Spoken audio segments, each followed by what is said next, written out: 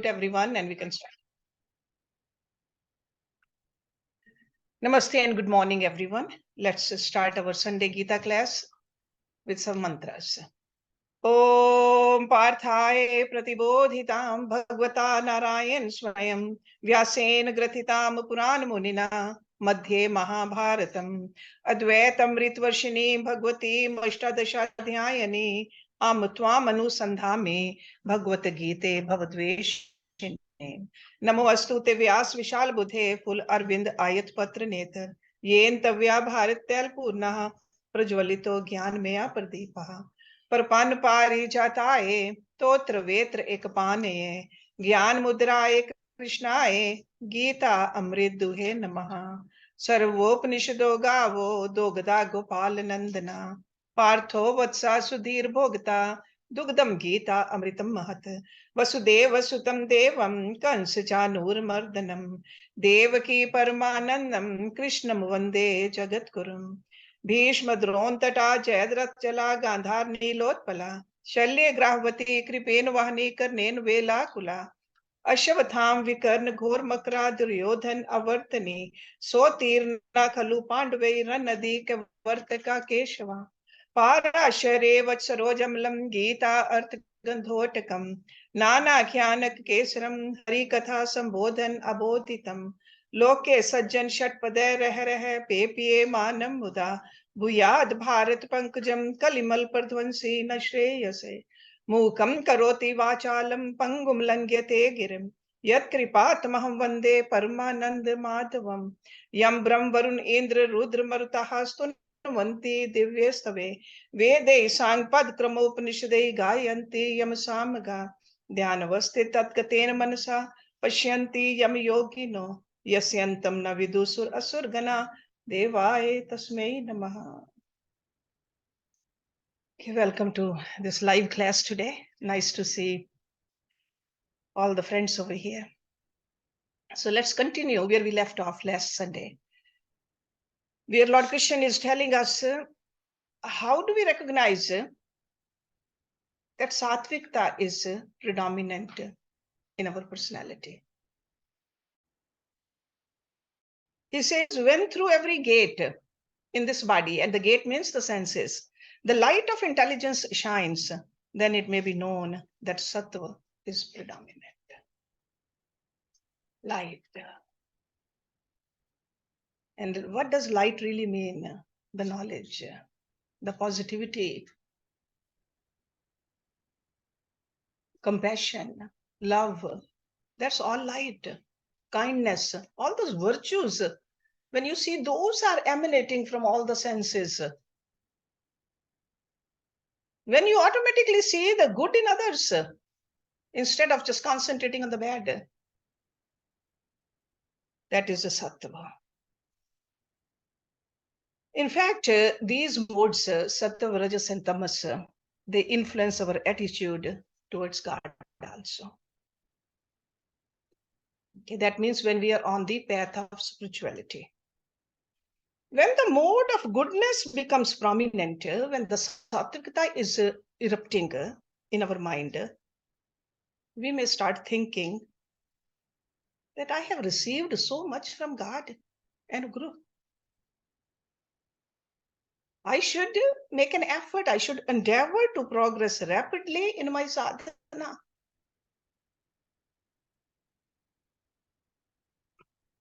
Start thinking that human form is very precious. We should not waste this human life in mundane pursuits.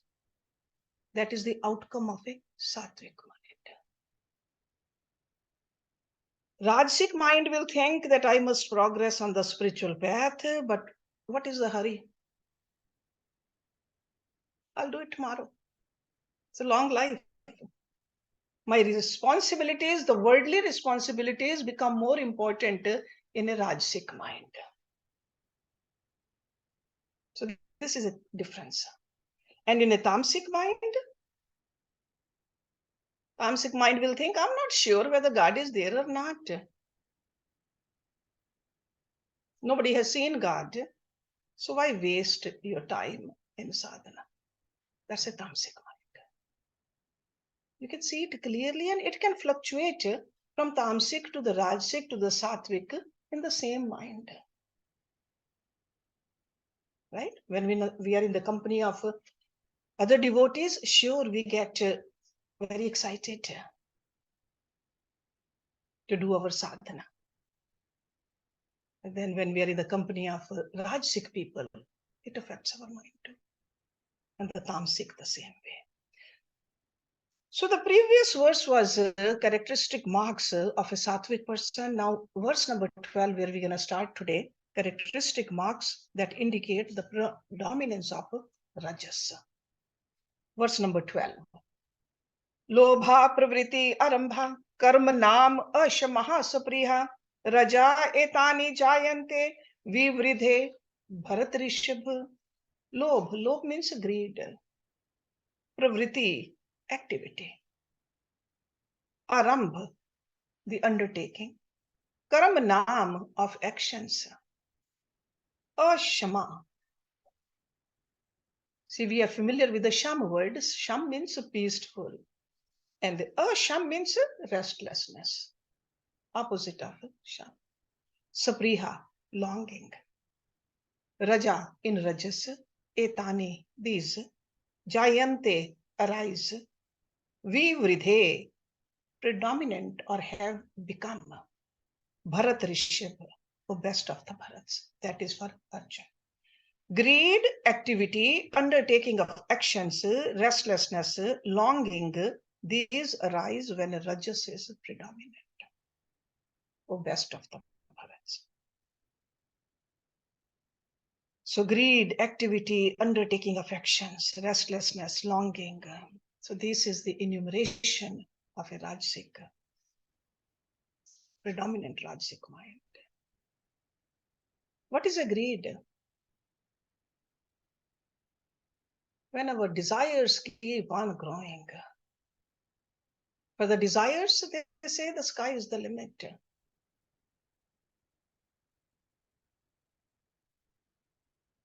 So that's why he's mentioning the first one over here, the greed. So appetite, which keeps on growing, never satisfied. Opposite of greed is what? Santosh, contentment. That's a virtue. And greed is, this will take us towards the Rajsikta and ultimately the Tamsikta also. Greed. Activity.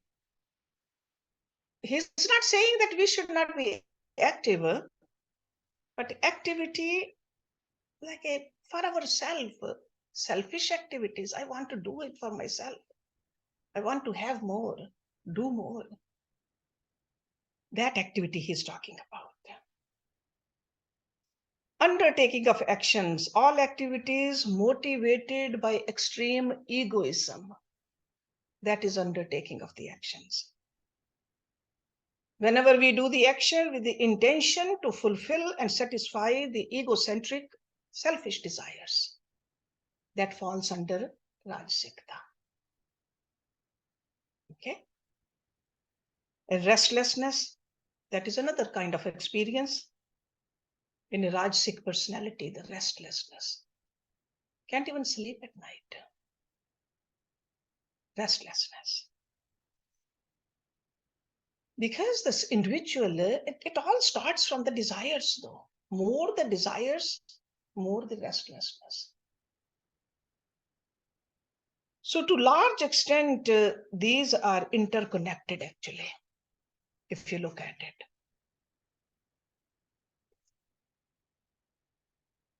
Greed must make a greedy person very active. And with an activity motivated by greed is undertaken, the person will experience selfishness also. And once a person enters into the selfish activities, anxiety for the results will make the mind restless. So that's how a set of unhealthy circumstances, they just arise. So he experiences extreme unrest. It's almost like a heart which is poisoned by rajas, if you look at it in the larger aspect. Endless longing, that's what he said. See, the next one is a supriha, endless longing. Wish I had that. Wish I can be there. So to summarize it all, under the power of rajas, the psychological being in us gets extremely persecuted by its own restlessness. And that kind of a mind will make endless plans, exhausting actions, because they all arise from the desires, painful longings, and maddening greed. Okay? This is it. Actually, he's defining a common man these days. Because when such an individual works in society, his sorrows do not rest with himself. It's almost like a disease. Other people also catch it. When we are in the company of a restless person, we'll get restless too. It's very contagious. Okay. If this doesn't sound too good to us, let's look at tamas. Verse number 13. Aparkashaha, apravritti cha, parmadaha, moha, ev cha, tamasi etani jayante, vivridhe kuru nandan. Aparkashaha, darkness. And this darkness means ignorance. Apravritti, inactivity, inertness. Cha means and, parmad. Parmad means carelessness. Moh, delusion. Ev means even, cha means and. Second line, tamasi. In tamsikta, in inertia, etani these, jayante arises. Vivridhe have become predominant. Kuru Nandan, descendant of Kuru, was a Kuru dynasty. Okay. So darkness, inertness, carelessness, delusion, these arise when tamas is predominant or descendant of Kuru. So these are the symptoms recognized by an individual in himself, according to Lord Krishna. The seeker can take it that he is suffering from tamas. So when we know the symptoms, so this is just like any disease is known by the symptoms. We went through the COVID. Last 3 years, we just checked what the symptoms were. So any other disease also, the same way, this is a disease. And symptoms of tamsikta, the first one he says, aparkasha. Aparkasha really means when the intellect is incapable of arriving at any decision. That's also aparkasha. It's like a sort of drowsiness which veils our own intellect or potentiality of our intellect. See, intellect should be able to make decision, should be able to decide what to do, what not to do, where to go, where not to go, what the goal of life is. When the intellect cannot arise to that, that means there is a disease of tamsikta, aparkasha. And apravritti, so when you cannot make the decision, you become idle, you become inactive, apravritti. There's a tendency to escape, to even to do the duties, to even do your responsibilities. It's like a sense of incapacity to undertake any endeavor. Because as human beings, we have responsibilities. We have responsibility towards ourselves, towards our family, towards the nation, towards the family members. Then we don't even want to do that. That is tamsikta. When tamsikta prevails, all ambitions are sapped. Energy is dormant. Capacity is gone. Eating and sleeping alone become the individual's occupation in life. That is tamasic dharma. Because that's what animals do. Eat and sleep and procreate and ultimately die. The natural effect on the personality of a person who's living such a life is that he becomes careless of the higher calls within himself. Because higher call is to become one with the source where we came from.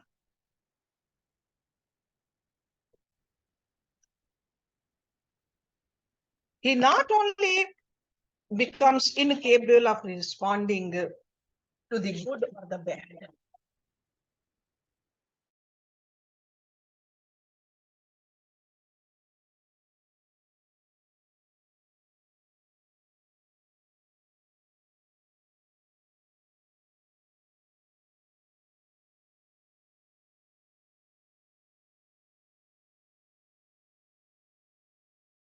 Right, sorry about that. Okay. So we were talking about the tamasic nature when the mind is seeped in tamasic. It almost looks like there's an error in our life, or our life is just a sad mistake.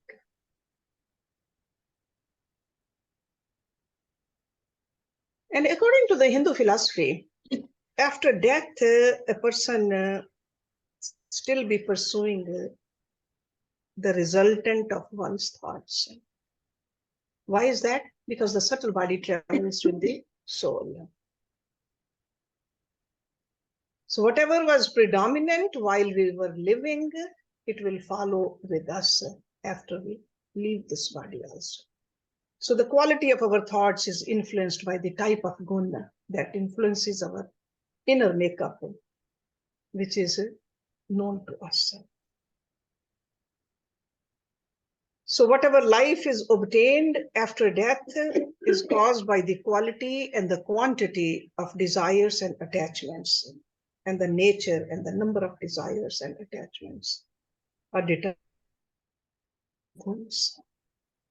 So that's why it's so important to know this whole philosophy while we are living. For the mind to fluctuate due to the three guns is very natural. In any given day, several times we fluctuate from sattvic to rajasic to tamasic and back and forth. That's why we got to do the sadhana. If a mind can be at one place all the time, then there's no need for sadhana. Sadhana is for a person whose mind fluctuates.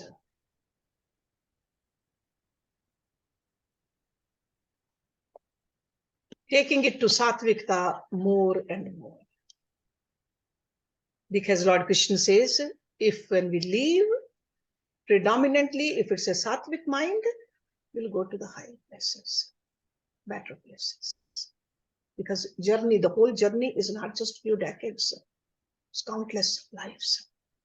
In verse number 14, he says, Yada sattve parvidhetu pralyam yati debhrita tada uttam vidam lokan amlan pratipadyate.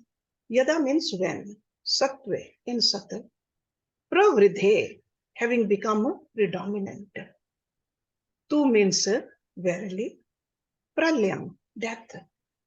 Yati meets with dehabhrit, the embodied one. Tada then, uttam vidam, of the knowers of the highest, lokan, to the worlds, amalan, of the spotless. See, mal means a flaw. Amal, spotless. That means clear. Pratipadyate, he attains.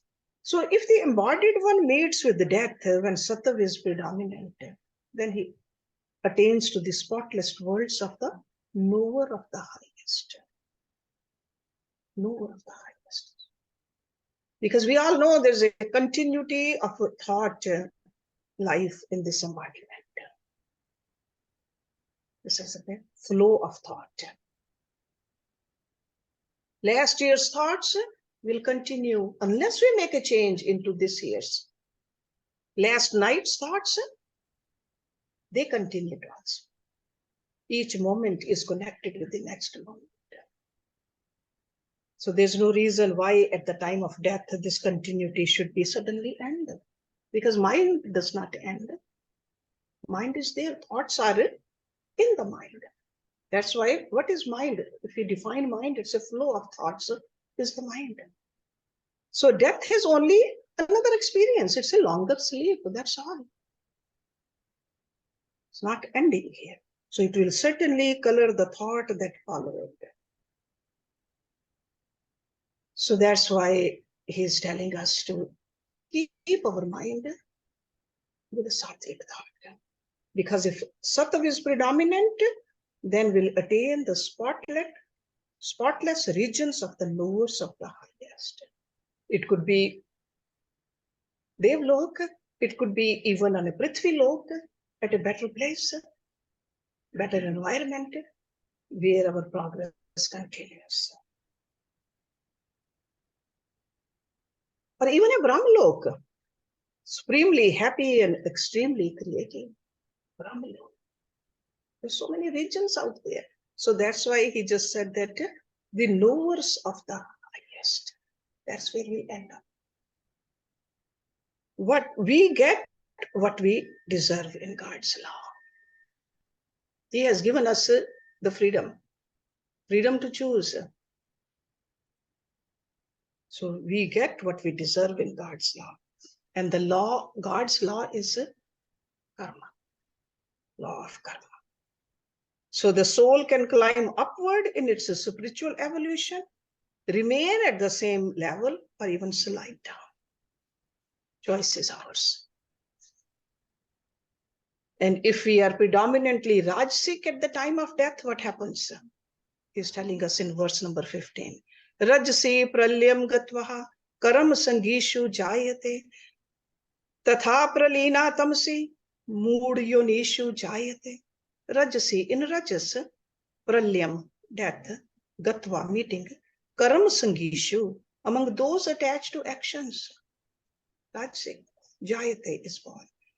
Tatha means also pralina, dying, tamsi, in tamsikta, mood yonishu, in the wombs of the senseless, mood, jayate is born.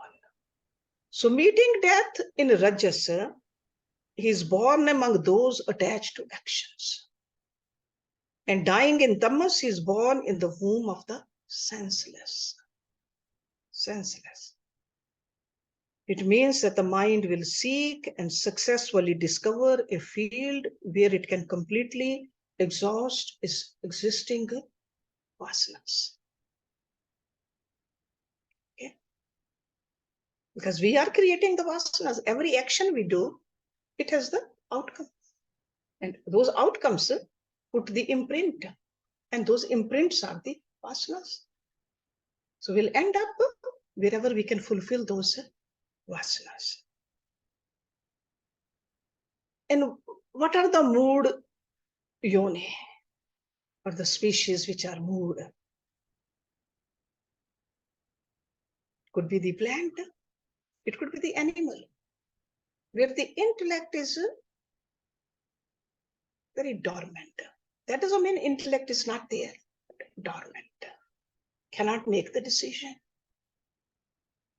Okay? So a soul can go higher also, stay at the same place also, and go into the lower body also. Choice is ours. But after having been born as irrational beings, we should learn to use our discrimination. We got to look at our actions, our thoughts. Are we using the discrimination? Can we discriminate between the truth and the untruth? With the temporary and the permanent? Good and the bad? This is what we need to do. But if we don't do that, then of course he says, will go to a mood yoni. Okay. And in the next verse, he puts a summary of all this, whatever he has been saying so far. Karmanaha sukritasya ahu satvikam nirmalam phalam rajasa tu phalam dukkham agyanam tamsa phalam. Karmana of actions, sukritasya, good, ahu, say, satvikam, satvik, nirmalam, pure, phalam, the fruit. Rajasa of rajasik, tu means verily, phalam the fruit, dukkham pain, agyanam ignorance, tamsaha of tamsikta, phalam the fruit. The fruit of good action, they say, and they, who are they? Those rishis, the saintly people, the knowers of the truth. So the fruit of good action, they say, is sattvic and pure. The fruit of rajsikta or rajas is pain. The fruit of tamas is ignorance. Those influenced by sattva are equipped with the measure of purity, virtue, knowledge, selflessness. So that's why their actions are performed with a relatively pure intention. And what are the results then? Those kind of actions will result into uplifting and satisfying. That's what will happen. And those of our actions which are influenced by rajas, they will agitate us because of the desires of our senses and mind.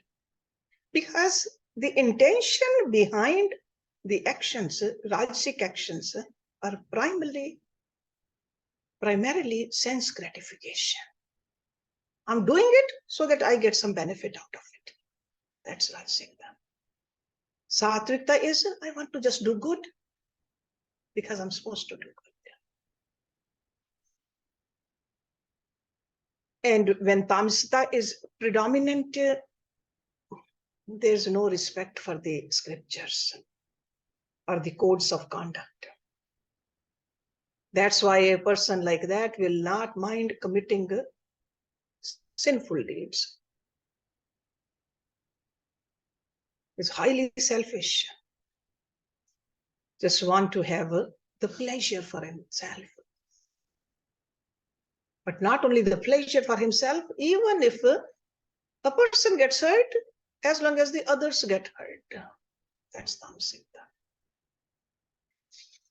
So fruit of, we got to look at it because we do the actions and we are motivated by the fruits. So that's why he says fruit of good actions is sattvic and pure. Pure. See, this is a summary he is giving it to us. Even though he has talked about it earlier, because this is so important for us. When we do our actions, we are in a karam yoni. Constantly we are doing the karam. There's no moment when we are not doing karam. Karam is done by the body also, the words also, and the thoughts also. So we got to see what is the color of our karam. If we want to live a quiet, content, cheerful life, service, devotion, love, kindness, mercy, compassion, that is a pure life, a good life. So that means we got to make our mind like that. We got to make our thoughts like that. Sometimes people ask, how can somebody start becoming good when it's already so bad at present? How do we change it?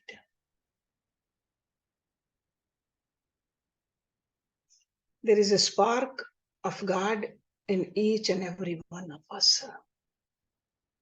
No matter how bad the actions we do, the soul is all pure.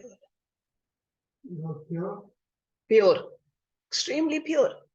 Because that's part of God. And that voice is coming from there.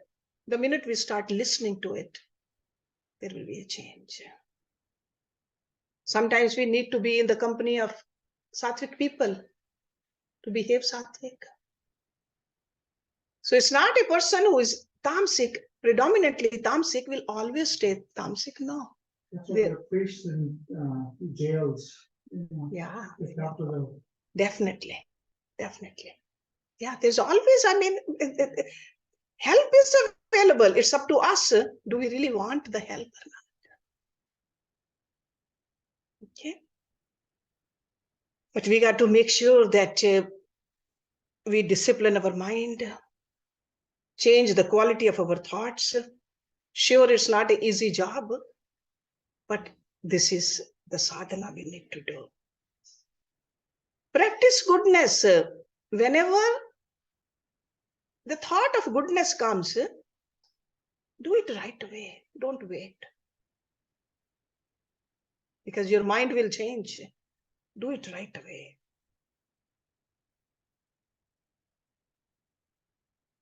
Because thoughts, through the thoughts, you do the actions. Thoughts are the father of the action. So good thought comes, right away do the good action. That good action will result into good fruit. So that cycle will change. Cycle will change. So to practice goodness, to discipline our behavior, to act like a good Samaritan, we got to begin with the scheme of self-revival. Noble action should be undertaken quickly and regularly also. That's why it's often to the children we say, help others. Do some kind of a selfless service. From childhood, the parents teach that to the children. But the children, they always follow the parents. So parents should demonstrate that also. Good actions so that children do that too. Not lying, not stealing, not hurting. In a long run, these rules bring about unconsciously a discipline in the minds of the children. That's how we change the society. And then he says, fruits of rajas is pain. Rajas is of the nature of passion because the desires keep on adding and adding and adding. And we get drowned in the multiplicity of those actions. There's a striving to acquire, to possess, to keep, to spend, to enjoy, to save, to preserve. All that is part of Rajasic mind. So slowly the individual is dragged into an almost like a suffocation. Suffocation. That is called a stinking pit of pain and agony. That's Rajasiktha. So that's why Lord Krishna says the fruit of the rajas is pain. And the ignorance is the fruit of tamas.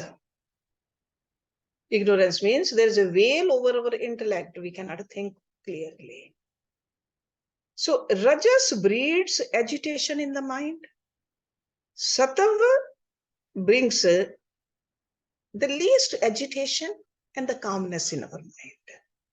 And tamas veils the discrimination. Okay? So these are like this is how we can judge our own mind. So all this is not to judge others. This is just to identify what kind of a state of mind we are in. Because if we want to stay in predominantly sattvic mind, then we got to watch.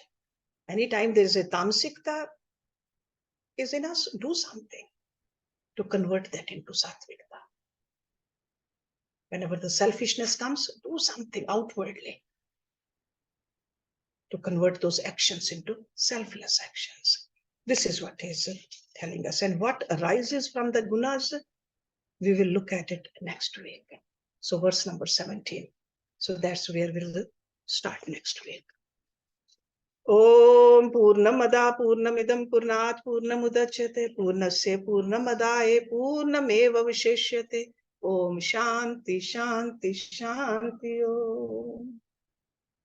Thank you very much.